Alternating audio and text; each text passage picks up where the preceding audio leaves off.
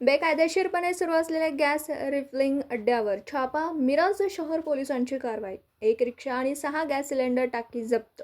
मिरज शहरामध्ये मोठ्या प्रमाणावर अवैधरित्या गॅस रिफिलिंग अड्डे सुरू असून त्यावर कोणतीही कारवाई होताना दिसून येत नव्हती. भर वस्तीमध्ये गॅस रिफिलिंग अड्डे सुरू असून काल दिंडी वेस्ट मालगाव रोडवरील मणेर स्क्रॅप दुकानासमोर असलेल्या पत्र्याच्या शेडमध्ये बेकायदेशीरपणे गॅस रिफिलिंग सुरू होतं.